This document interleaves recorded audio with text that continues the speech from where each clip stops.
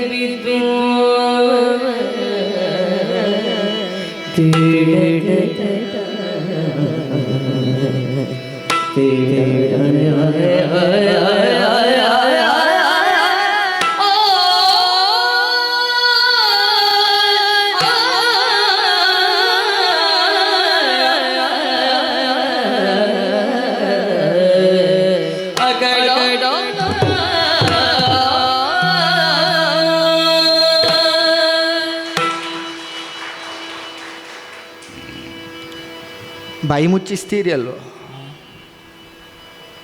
ಇಷ್ಟು ನೀವು ಮಾತು ಮಂಡೋದರಿ ಬಾಯಿ ಮುಚ್ಚು ಒಳನಡೆ ಅಂತ ಹೇಳಿದರೆ ನಾ ಹೋಗುತ್ತೇನೆ ಸ್ವಾಮಿ, ನಾ ಸುಮ್ಮನೆ ಒಳ ಹೋಗುತ್ತೇನೆ. ಎಲ್ಲರಲ್ಲಿಯೂ ಹೀಗೆ ಅಲ್ವ? ಬಂದು ತಾಯಿ ಕೇಳಿದರೆ ಬಾಯಿ ಮುಚ್ಚಿಸ್ತೀರಿ, ಮಕ್ಕಳು ಮಾತಾಡಿದರೆ ಬಾಯಿ ಮುಚ್ಚಿಸ್ತೀರಿ. ಅತಿಕಾಯನೆ ನೀ ಕೇಳು, ಕದನಕ್ಕೆ ಪೋಪಡೆ ಪೇಳು, ಕೊಡರಾಮಗೆ ಸೀತೆಯನ್ನು. ಮಂತ್ರಿಗಳು ಮಾತಾಡಿದರೆ ಬಾಯಿ ಮುಚ್ಚಿಸ್ತೀರಿ, ಪ್ರಜೆಗಳು ಸಭೆಯಲ್ಲಿ ಮಾತಾಡಿದರೆ ಬಾಯಿ ಮುಚ್ಚಿಸ್ತೀರಿ. ಈಗ ಹೆಂಡತಿ ಮಾತಾಡಿದ್ರು ಬಾಯಿ ಮುಚ್ಚಿಸುವ ಪ್ರಯತ್ನ ಅಲ್ವ? ಶಾಸ್ತ್ರ ಓದಿದವರು, ವೇದಕ್ಕೆ ಭಾಷ್ಯ ಬರೆದವರು, ಪರಮೇಶ್ವರನನ್ನು ಸಾಕ್ಷಾತ್ತಾಗಿ ಪ್ರಸನ್ನೀಕರಿಸಿಕೊಂಡವರು, ಮಾಂಗಲ್ಯಕ್ಕೆ ಅಧಿದೇವತೆ ಎಂದೆನಿಸಿದಂತಹ ಸದಾಶಿವ ರುದ್ರನನ್ನು ಕಣ್ಣಾರೆ ಕಂಡವರು, ಮನಸ್ಸು ಮಾಡಿದರೆ ಪ್ರತಿನಿತ್ಯ ಪ್ರದೋಷ ಕಾಲದಲ್ಲಿ ಪರಮೇಶ್ವರ ಅಂತ ಕೂಗಿ ಕರೆದರೆ ಬಂದು ಮಂಗಲ ಮಂತ್ರಾಕ್ಷತೆಯನ್ನು ನಿಮ್ಮ 10 ತಲೆ ಮೇಲಿಡುವಂತಹ ಪರಮೇಶ್ವರನ ಪರಮಾನುಗ್ರಹಕ್ಕೆ ಪಾತ್ರರಾದವರು, ಮೃತ್ಯುಂಜಯನ ನೆಲವೀಡಾದಂತಹ ಲಂಕೆಯಲ್ಲಿ ರಾಮನಿಂದ ದಿನವೂ ಮೃತ್ಯು ನರ್ತನವಾಗುತ್ತಾ ಉಂಟು. ಯಾಕೆ ತಡೆಯುವುದಕ್ಕಾಗ್ತಾ ಇಲ್ಲ? ಶಾಸ್ತ್ರ ಹೇಳ್ತೀರಿ, ವೇದಾಂತ ಹೇಳ್ತೀರಿ, ನಿಮ್ಮಷ್ಟು ಓದಿದವಳು ಅಲ್ಲ, ತಿಳಿದವಳು ಅಲ್ಲ. ಆದರೆ ಸ್ವಾಮಿ, ನನ್ನ ಸೌಭಾಗ್ಯ ಏನು ಗೊತ್ತೋ? ನಾ ಹುಟ್ಟಿದ್ದು ಒಬ್ಬ ದಾನವ ಶಿಲ್ಪಿಗೆ, ನಾನು ಕೊಡಲ್ಪಟ್ಟದ್ದು ಒಬ್ಬ ದಾನವ ಶಿಲ್ಪಿಗೆ. ಹೌದು, ಮಯಾಸುರ ಅವ ಕಲ್ಲಿನಿಂದ ಮಾಡ್ಯಾನು. ಹೌದು, ನಾನು ಇವರನ್ನು ಕಲ್ಲು ಮಾಡಿಯೇನು. ಕಲ್ಲಿನಂತಾದಂತಹ ರಾಕ್ಷಸರ ಜೀವನವೆಂಬ ಆ ಶಿಲೆಯನ್ನು, ಬದುಕೆಂಬ ಶಿಲೆಯನ್ನು ಕೆತ್ತಿ ಕೆತ್ತಿ ಕೆತ್ತಿ ವಿಗ್ರಹವನ್ನಾಗಿಸಿ ಲೋಕಮುಖದಲ್ಲಿ ಪೂಜ್ಯತೆಯ ಸ್ಥಾನ ಕೊಟ್ಟ ದಾನವ ಶಿಲ್ಪಿ ನೀವು. ನಮ್ಮಪ್ಪ ಆ ಶಿಲ್ಪ ಇದ್ರೆ ಮತ್ತೆ ಶಿಲ್ಪದ ಮನೆ ಕಟ್ಟಿಯಾನು. ಸ್ವಾಮಿ, ಬುದ್ಧಿ ಬೆಳೆದಾಗಿನಿಂದ ಅಪ್ಪಯ್ಯನನ್ನು ನೋಡುತ್ತಾ ಇದ್ದೇನೆ. ತಾ ಕಟ್ಟಿದ ಶಿಲ್ಪವನ್ನು ತನ್ನದೇ ಆಯುಧದಿಂದ ಅವ ಕುಟ್ಟಿ ಪುಡಿ ಮಾಡಿದ್ದನ್ನು ನಾ ಕಾಣಲಿಲ್ಲ. ಯಾವ ಶಿಲ್ಪಿಯೂ ಮಾಡುವುದಿಲ್ಲಂತೆ. ಅದು ಮಾಡುತ್ತಾನೆ ಯಾವಾಗ ಅಂತ ಕೇಳಿದರೆ, ತಾನು ಕೆತ್ತಿದ ಶಿಲ್ಪದಲ್ಲಿ ದೋಷ ಉಂಟು ಅಂತಾದರೆ ಗೊತ್ತಾದರೆ ಮಾತ್ರ. ತಾ ಕೆತ್ತಿದ್ದು ಪೂಜಾರ್ಹವಾದಂತಹ ಶಿಲ್ಪ ಇದು ಹೌದು ಅಂತಾದರೆ ಪ್ರಾಣ ಪ್ರತಿಷ್ಠೆ ಮಾಡುವ ವಿಪ್ರೋತ್ತಮನನ್ನು ಹುಡುಕಿ ಹೋಗುತ್ತಾನೆಯೇ ಹೊರತು ತಾ ಮಾಡಿದ ಶಿಲ್ಪವನ್ನೇ ಕಡಿಯುವ ಮನಸ್ಸು ಮಾಡುವುದಿಲ್ಲ. ಯಾಕೆ ಮಾಡ್ತೀರಿ? ಅದೇ ಹೌದು ಅಂತಾದರೆ ಕೆತ್ತಿದ್ಯಾಕೆ? ಅಲ್ಲೇ ಕತ್ತರಿಸಬಹುದಿತ್ತಲ್ಲ ಕಲ್ಲನ್ನು, ಕೆತ್ತಿ ಶಿಲ್ಪ ಆಗಿಸಿದ್ಯಾಕೆ? ಕೇಳಿದರೆ ವೇದಾಂತ ಮಾತಾಡ್ತೀರಿ ಅಲ್ವ ನನ್ನಲ್ಲಿ. ಕಾಲವಶ, ಯಾರು ಏನು ಮಾಡಲಿಕ್ಕೆ ಆಗೋದಿಲ್ಲ, ಆಗುವುದು ಆಗಿಯೇ ಹೋಗ್ತದೆ. ಇದೇ ನೀವು ಬ್ರಹ್ಮನಲ್ಲಿ ಕೇಳಲಿಲ್ವೋ ನನಗೆ ಚಿರಂಜೀವತ್ವವನ್ನು ಕೊಡುವಂತ? ಕೊಡ್ಲಿಲ್ಲಲ್ಲ. ಅವ ಕೊಡ್ಲಿಲ್ಲಲ್ಲ. ಕೇಳದಿದ್ರು ನಿಮ್ಮ ತಮ್ಮನಿಗೆ ಹೇಗೆ ಕೊಟ್ಟ? ಈಗ ವಿಭೀಷಣನಿಗೆ ಚಿರಂಜೀವಿತ್ವದ ವರ ಸಿಕ್ಕಿತಲ್ವೋ, ಹೇಗೆ ಕೊಟ್ಟ? ಬ್ರಹ್ಮ ಕೊಡ್ಲಿಕ್ಕೆ ಆಗುವುದಿಲ್ಲ ಅಂತ ಹೇಳಿದ್ದನ್ನು ಪರಮೇಶ್ವರ ನಿನಗೆ ಪೂರ್ಣಾಯುಷ್ಯ ಆಗಲಿ ಅಂತ ಅದಕ್ಕೆ ವಿರುದ್ಧವಾಗಿ ಹೇಗೆ ಹೇಳಿದ? ಸ್ವಾಮಿ, ಇದಕ್ಕೆ ನಿಜ ಉತ್ತರ ಏನು ಅಂತ ಹೇಳಿದರೆ ಇಷ್ಟು ಹೊತ್ತಲ್ಲ, ಇನ್ನು 3 ದಿನ ಕುಳಿತು ನೀವು ವ್ಯಾಖ್ಯಾನ ಮಾಡುವುದಿಲ್ವೋ? ಸ್ವಾಮಿ, ಗೊತ್ತಾಗ್ತದೆ ನನಗೆ. ಅಂತೂ ಇದರ ಕುರಿತಾಗಿ ಯಾರೂ ನಿಮ್ಮನ್ನು ಪ್ರಶ್ನಿಸಕೂಡದು. ಅಡಗುತ್ತೀರಿ. ಯಾಕೆ ಅಡಗುತ್ತೀರಿ? ಪರಮೇಶ್ವರ ದೇವರು ಹೌದು ಅಂತಾದರೆ, ಆ ತತ್ವವನ್ನು ನೀವು ಕಂಡಿದ್ದೀರಿ ಅಂತಾದರೆ, ದೇವರು ಎನ್ನುವುದಕ್ಕೆ 4 ಕೈಯೋ 3 ಕೈಯೋ 5 ಮುಖವೋ 10 ಮುಖವೋ ಹೊಂದಿದಂತಹ ಒಂದು ವಿಗ್ರಹ ಅಂತ ಅಲ್ವಲ್ಲ.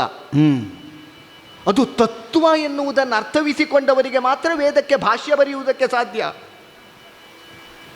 ನೀವಿಲ್ಲಿ ನಿಮ್ಮ ಭಾಷೆಯ ಬಲದಿಂದ ಎಲ್ಲವನ್ನು ಬದಲಾಯಿಸುವುದಕ್ಕೆ ಹೊರಡ್ತೀರಲ್ವೋ? ಸ್ವಾಮಿ, ನಿಜವಾಗಿ ಹೇಳಿ, ಯುದ್ಧ ಮಾಡುವುದು ನೀವು ಗೆಲ್ಲುವುದಕ್ಕಾಗಿ ಹೌದಾ? ನನಗನ್ನಿಸ್ತದೆ. ಅದೇ ಬ್ರಹ್ಮನಲ್ಲಿ ಕೇಳಿದ ವರ ನೀವು ಸತ್ಯ ಹೌದು ಅಂತ ಆದರೆ, ಮನುಷ್ಯ ಒಬ್ಬರಿಂದ ಹೊರತುಪಡಿಸಿ ಉಳಿದ್ಯಾರಿಂದಲೂ ತನಗೆ ಸಾವು ಬರದಿರಲಿ ಅಂತ ವರ ಕೇಳಿ, ಅದಕ್ಕೇ ಕಾರಣ ಸ್ಥಾನದಲ್ಲಿರುವ ಮನುಷ್ಯ ರಾಮ ಅಂತ ತಿಳಿದು ಈಗ ನಾವಾಡುವ ದೇವರು ಅಂದರೆ ನೀವು ಒಪ್ಪುವುದಿಲ್ಲ. ಯಾಕೆ? ನನಗೆ ಪ್ರಶ್ನೆ ಬರುವುದು ಅದಕ್ಕೆ. ಸ್ವಾಮಿ, ರಾಮನನ್ನು ನೀವು ದೇವರು ಅಂತ ಒಪ್ಪಿಬಿಟ್ರೆ ನೀವು ಸಾಯುವುದಿಲ್ಲ, ಅವ ಮನುಷ್ಯ ಅಂದರೆ ನೀವು ಸಾಯ್ತೀರಿ. ಆದರೂ ನೀವು ಮನುಷ್ಯ ಅಂತ ಹೋರಾಡುವುದಕ್ಕೆ ಸಿದ್ಧರಾಗಿದ್ದೀರಿ ಅಂತಂದರೆ ನಿಮ್ಮ ಅಂತರಂಗ ಏನು? ಗೆಲ್ಲುವುದಕ್ಕೆ ಯುದ್ಧವೋ ಸಾಯುವುದಕ್ಕೆ ಯುದ್ಧವೋ? ಸತ್ಯ ಹೇಳಿ ಸ್ವಾಮಿ, ಸತ್ಯ ಹೇಳಿ. ಇಲ್ಲ ಸ್ವಾಮಿ, ಇಲ್ಲ. ನಿಮಗೆ ಎಲ್ಲರ ಬಾಯಿ ಮುಚ್ಚಿಸುವುದು ಸುಲಭ. ನಿಮ್ಮ ಬಗೆಗೆ ಇಲ್ಲ ಸಲ್ಲದ ಮಾತುಗಳನ್ನಾಡುವವರ ಬಾಯಿಗೆ, ಅವರ ಅಂತರಂಗಕ್ಕೆ ಅರ್ಥ ಆಗುವ ಹಾಗೆ ಉತ್ತರ ಹೇಳುವುದು ನನಗೆ ಕಷ್ಟ. ನನಗೆ ಉತ್ತರ ಬೇಕು ಸ್ವಾಮಿ. ಗಂಡಾಗಿ ನೀವು ಪ್ರಪಂಚದಲ್ಲಿ ನಡೆಯುವುದಕ್ಕೆ ತೊಡಗಿದರೆ ನಿಮಗೆ 1000 ಹೆಣ್ಣುಗಳು. ಗಂಡನಾಗಿ ನೀವು ನಿಂತರೆ ಹೆಂಡತಿ ನಾನು ಮಾತ್ರ. ನಾ ಹೆಂಡತಿಯಾಗಿ ಕೇಳುವುದು, ನಾ ಕೇವಲ ಹೆಣ್ಣಾಗಿ ಕೇಳುವುದಲ್ಲ. ನೀವು ಗಂಡಾಗಿ ಉತ್ತರ ಕೊಡಬೇಡಿ, ನೀವು ಗಂಡನಾಗಿ ಉತ್ತರ ಕೊಡಿ. ಗರ್ಭದಲ್ಲಿರುವುದು ಕಬ್ಬಿಣದ ಸಲಾಕೆ ಅಲ್ಲ ಸ್ವಾಮಿ, ಕರುಳು. ಕಂಠದಲ್ಲಿರುವುದು ಚಿನ್ನದಾಭರಣ ಅಲ್ಲ, ಇದು ಕರಿಮಣಿ ನೀವು ಕಟ್ಟಿದ್ದು. ಕರುಳು ಕತ್ತರಿಸಿ ಹೋಗಿ ಆಯಿತು, ಕರಿಮಣಿ ಓಲಾಡುತ್ತಾ ಉಂಟು. ಸುರಿಯುವ ಕಣ್ಣೀರು ಕರುಳಿನಿಗಿಂತ ಮೊದಲು ಬೀಳುವುದು ಕರಿಮಣಿಯ ಮೇಲೆ, ಒದ್ದೆ ಆಗುತ್ತದೆ. ಸ್ವಾಮಿ, ಇಲ್ಲ, ನೀವು ಬಿಚ್ಚಿಕೊಳ್ಳುವುದಿಲ್ಲ. ಅಂತಃಪುರಕ್ಕೆ ಬರುವುದು ಸುಲಭ ಸ್ವಾಮಿ, ಅಂತರಂಗಕ್ಕೆ ಬರುವುದು ಬಹಳ ಕಷ್ಟ ಆಗ್ತದಲ್ವೋ ನಿಮಗೆ? ಈ ಕಷ್ಟ ಬೇಡ. ಯಾವ ಕೈಯಿಂದ ಕಟ್ಟಿದ್ರೋ ಈ ಕರಿಮಣಿ, ಅದನ್ನು ಯಾರೋ ಕಡಿದೊಗೆದ ಅಂತ ಹೇಳುವುದಕ್ಕೆ ಮಂಡೋದರಿ ಅಲ್ಲ. ಕಟ್ಟಿದ ಕೈಗೆ ಉಂಟಲ್ಲ ಚಂದ್ರಹಾಸ, ಕಟ್ಟಿದ ಕೈಯಲ್ಲಿ ಚಂದ್ರಹಾಸ ಉಂಟಲ್ಲ, ಇಲ್ಲಿ ಕರಿಮಣಿ ಕತ್ತು ಎರಡೂ ಉಂಟು. ರಾಮನ ಕತ್ತು ಕಡಿಯುವ ಅಭ್ಯಾಸ ಇಲ್ಲಿಂದಲೇ ಪ್ರಾರಂಭ ಆಗಲಿ. ನಾನು ನಿಮ್ಮ ಕಾಲು ಹಿಡಿದಿದ್ದೇನೆ, ಒದ್ದು ಹೋಗಿ.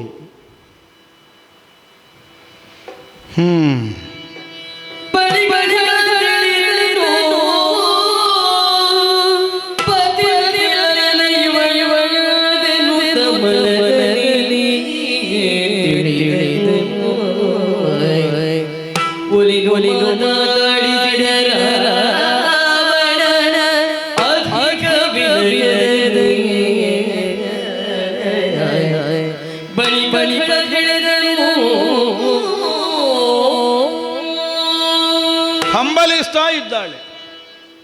ಕಾಲಿಗೆರಗಿ ರಾಮ ವಿರೋಧಕ್ಕಾಗಿ ಮುಂದೆ ಸಾಗುವುದು ಬೇಡ ಅನ್ನುವಂತಹ ಪ್ರತಿಬಂಧಕವನ್ನು ಉಂಟು ಮಾಡ್ತಾ ಇದ್ದಾಳೆ. ಕೈಗೊಂಡ ಕಾರ್ಯದಲ್ಲಿ ದೃಢಚಿತ್ತದಿಂದ ಈ ತನಕ ಸಾಗಿದ ದಶಕಂಠನ ಬದುಕಿನ ವಿಧಾನವನ್ನು ಅರಿಯದೇ ಇದ್ದವಳಲ್ಲ ಮಂಡೋದರಿ. ಹಾಗಿದ್ರೂ ರಾಮ ವಿರೋಧಕ್ಕಾಗಿ ನಾನು ಸಾಗುತ್ತಿರುವಂತಹ ಪಥ ಸಲ್ಲದು ಅನ್ನೋ ಹಾಗೆ ಆಡುತ್ತಿರುವುದರ ಹಿನ್ನೆಲೆಯಲ್ಲಿರುವ ಉದ್ದೇಶ ಏನು? ಕೇವಲ ನಾನು ಗತಿ ಬದಲಿಸಬೇಕು ಅನ್ನುವಂತಹ ಒಂದು ಕಾರಣಕ್ಕಾಗಿ ಅಲ್ಲ, ಬದುಕಿನ ನಿಜವಾದ ಗತಿ ಯಾವುದು ಅನ್ನುವುದನ್ನು ತಿಳಿದುಕೊಳ್ಳಬೇಕು ಅನ್ನುವಂತಹ ಉದ್ದೇಶಕ್ಕಾಗಿ ಕೇಳ್ತಾ ಇದ್ದ. ಈ ಪ್ರಪಂಚದಲ್ಲಿ ಕೈ ಹಿಡಿದಂತಹ ಯಾವಳೇ ಹೆಣ್ಣು ಸತಿಯಾದಾಳು.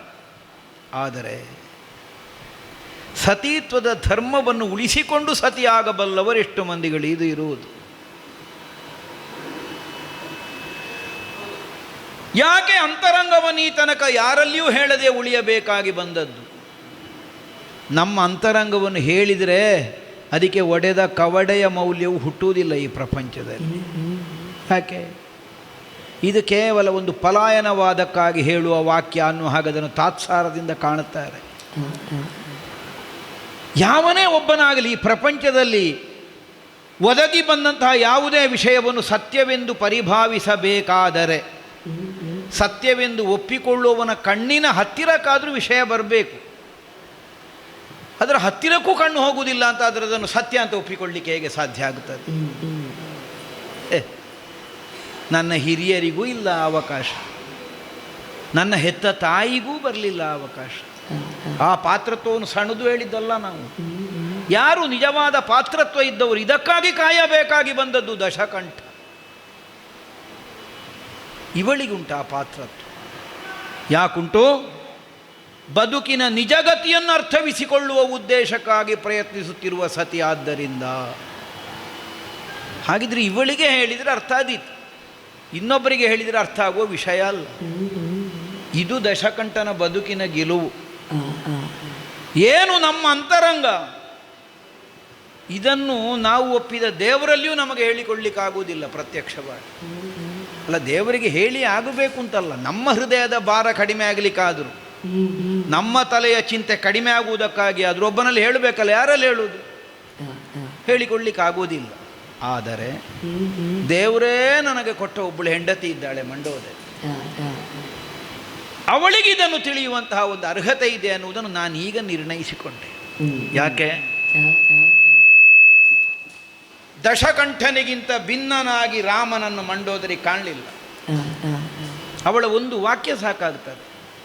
ರಾಮನನ್ನು ಕತ್ತರಿಸುವುದಕ್ಕಾಗಿ ಕೈಯ ಚಂದ್ರಹಾಸ ಹಿಡ್ಕೊಂಡು ಹೊರಟಿದ್ದೀರಲ್ಲ, ಅದರಲ್ಲಿ ಮೊದಲು ನನ್ನ ಮಾಂಗಲ್ಯ ಕತ್ತರಿಸಿ. ಹಾಗಿದ್ರೆ ಏನು?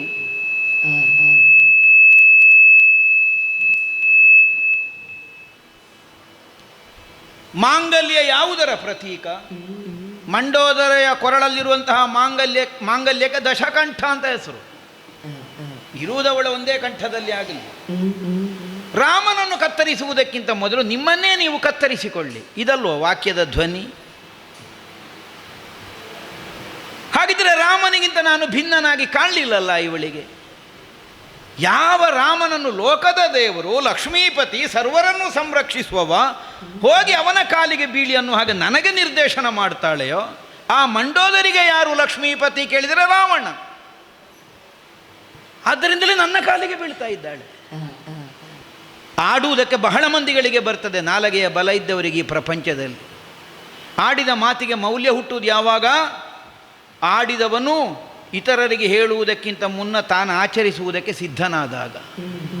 ಯಾವನಲ್ಲಿ ಆಚಾರವೇ ಇಲ್ವೋ ಅವನ ಉಪದೇಶಕ ಮೌಲ್ಯವೂ ಇಲ್ಲ ಪ್ರಪಂಚದಲ್ಲಿ. ಅದು ಪ್ರವಚನ ಆಗಿ ಓದಿತಷ್ಟೇ. ಇವಳು ಆಚರಿಸಿ ತೋರಿಸಿದಳು. ಹೇಗೆ? ಹೋಗುವುದು ಬೇಡ ಅಂತ ಮುಖ ತಿರುಗಿಸಿ ಹಿಂದೆ ಹೋದದ್ದಲ್ಲ. ಲಕ್ಷ್ಮೀವರನ ಕಾಲಿಗೆ ಬೀಳು. ಮಂಡೋದರಿಯ ಪಾಲಿಗೆ ಲಕ್ಷ್ಮೀವರನಾಗಿ ಅವಳು ಭಾವಿಸಿದ್ದು ದಶಕಂಠನನ್ನಾದ್ದರಿಂದಲೇ ಅನ್ಯತಾ ಗತಿ ಇಲ್ಲ ಅನ್ನುವ ಭಾವದಿಂದ ನನ್ನ ಕಾಲಿಗೆ ಬೀಳ್ತಾ ಇದ್ದಾಳೆ. ನನ್ನನ್ನು ಲಕ್ಷ್ಮೀಪತಿಯ ಸ್ಥಾನದಲ್ಲಿ ಕಂಡುಕೊಂಡು ಕಾಲಿಗೆ ಬಿದ್ದವಳಾದ್ದರಿಂದಲೇ ಅವಳು ಪತಿವ್ರತೆ. ಇದು ತೋರಿಕೆಗಾಗಿ ಮಾಡಿದ ವ್ಯವಹಾರ ಅಲ್ಲ. ಅವಳ ಅಂತರಂಗ ಸ್ಫುರಣೆಯ ಮೂಲಕವಾಗಿ ಒದಗಿ ಬಂದಂತಹ ಪ್ರಕ್ರಿಯೆ. ಹಾಗಿದ್ದರೆ ಇವಳಿಗೆ ಅರ್ಹತೆ ಉಂಟು. ವಿಶ್ವವಸು ಬ್ರಹ್ಮರನ್ನು ಸೇವೆ ಮಾಡಿದ ಕೈಕಸಾಮನಿಗೂ ಬಾರದೇ ಇದ್ದ ಯೋಗ್ಯತೆ ದಶಕಂಠನ ಸತಿಯಾದಂತಹ ಮಂಡೋದರಿಗೆ ಬಂದಿದೆ. ಮಂಡೋದರಿ ಸ್ವಾಮಿ, ಪರಮೇಶ್ವರನಿಂದ ಚಂದ್ರಹಾಸ ಪ್ರಸಾದವಾಗುವ ಕಾಲಕ್ಕೆ ಪರಮೇಶ್ವರ ದೇವರ ಒಂದು ಎಚ್ಚರಿಕೆಯ ಮಾತು ಒಟ್ಟಿಗೆ ಬಂದಿತ್ತು. ಓ, ಇದನ್ನು ಯಾರ ಮೇಲೆ ವಿನಿಯೋಗ ಮಾಡಬೇಕು ಅವರ ಮೇಲೆ ಮಾತ್ರ ವಿನಿಯೋಗ ಮಾಡಬೇಕು. ಇದರ ವಿನಿಯೋಗಕ್ಕೆ ಯಾರು ಅರ್ಹರಲ್ಲವೋ ಅವರ ಮೇಲೆ ವಿನಿಯೋಗ ಮಾಡಿದರೆ ಅದು ನಮ್ಮನ್ನೇ ಬಂದು ಸೇರ್ತದೆ. ಅಲ್ಲ, ನಿನ್ನ ಮಾಂಗಲ್ಯಕ್ಕೆ ಚಂದ್ರಹಾಸ ಹಾಕು ಹೇಳಿದ್ದ ಕೇಳಿದ್ ನಾನು. ಯಾಕೆ ಅಂತ ಗೊತ್ತಾಗಲಿಲ್ಲ ಅಲ್ವಾ? ಯಾಕೆ ಸ್ವಾಮಿ? ಶಿಲ್ಪಿಯ ಮಗಳು ನೀನು. ತಾನೇ ಉದ್ದೇಶಪೂರ್ವಕವಾಗಿ ತನ್ನ ಸಾಮರ್ಥ್ಯವನ್ನು ಚಾಣಾಕ್ಷತನವನ್ನು ವಿನಿಯೋಗಿಸಿ ತಾನು ಸಿದ್ಧ ಮಾಡಿದಂತಹ ಶಿಲ್ಪಕ್ಕೆ ಒಂದು ಪ್ರಾಣ ಪ್ರತಿಷ್ಠೆ ಆಗಲಿ ಅನ್ನೋ ಹಾಗೆ ಹಂಬಲಿಸ್ತಾನೆ ಶಿಲ್ಪಿಯಾದ.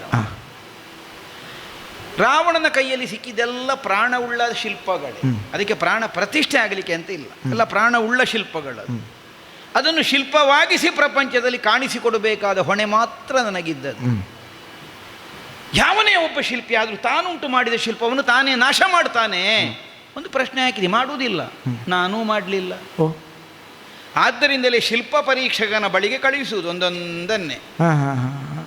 ಅವ ನೋಡ್ತಾನೆ, ಇದು ಸರಿಯಾದ ಶಿಲ್ಪವೋ, ಇದರಲ್ಲಿ ಒಡಕುಂಟೋ, ಇದು ಬದುಕಬೇಕಾದದ್ದೋ ನಾಶವಾಗಬೇಕಾದದ್ದೋ, ಇದು ಉಳಿಯಬೇಕಾದದ್ದಲ್ಲ ಅಂತಂದರೆ ನಾಶ ಮಾಡ್ತಾನೆ. ಶಿಲ್ಪಿಯೇ ಪರೀಕ್ಷಕ ಅಲ್ವೋ? ಶಿಲ್ಪಿಯ ಪರೀಕ್ಷಕ ಆಗಬಾರ್ದು, ಯಾಕೆಂದರೆ ಅಲ್ಲಿ ಮೋಹ ಆವರಿಸ್ತದೆ, ಅಭಿಮಾನ ಬೆಳೆಯುತ್ತದೆ. ಇದು ತನ್ನ ಶಿಲ್ಪ, ಆದ್ದರಿಂದ ಇದ್ದ ಒಡಕು ಮರೆಯಾಗಿ ಹೋಗ್ತದೆ. ತೊಂದರೆ ಇಲ್ಲ, ಸ್ವಲ್ಪ ಡೊಂಕಲ್ವ ಇರಲಿ, ನಾನು ಮಾಡಿದ್ದಲ್ವ, ಅಷ್ಟು ದಿವಸದ ಪರಿಶ್ರಮ ಉಂಟು ಕಾಣುತ್ತದೆ. ಚತುರನಾದ ಶಿಲ್ಪ ವಿಮರ್ಶಕನ ಬಳಿಗೆ ಕಳುಹಿಸಬೇಕು, ನಿರ್ದಾಕ್ಷಿಣ್ಯವಾಗಿ ಪರೀಕ್ಷೆ ಮಾಡುವವನಲ್ಲಿಗೆ ಕಳುಹಿಸಬೇಕು. ಅವ ಪರೀಕ್ಷೆ ಮಾಡ್ತಾನೆ, ಯಾವುದು ಬಾಳಬೇಕಾದ ಶಿಲ್ಪ, ಯಾವುದು ಬಾಳಬಾರದ ಶಿಲ್ಪ. ನೀವು ಶಿಲ್ಪಿ ಅರ್ಥ ಆಗಿದೆ, ರಾಕ್ಷಸ ಸಾಮ್ರಾಜ್ಯವೆಲ್ಲ ಶಿಲ್ಪ, ಇದೂ ಅರ್ಥ ಆಗಿದೆ. ಇದೆಂಥದ್ದು ಮಧ್ಯದಲ್ಲಿ ಬಂದ ಪರೀಕ್ಷಕ? ಹೌದಾ? ಅದು ಅರ್ಥ ಆಗಬೇಕು ಅಂತಾದರೆ ನೀನು ಒಂದು ಕ್ಷಣಕ್ಕೆ ಶಿಲ್ಪಿಯ ಮಗಳೇ ಆಗಬೇಕು. ಓ ಮಯ ತನುಜೆ.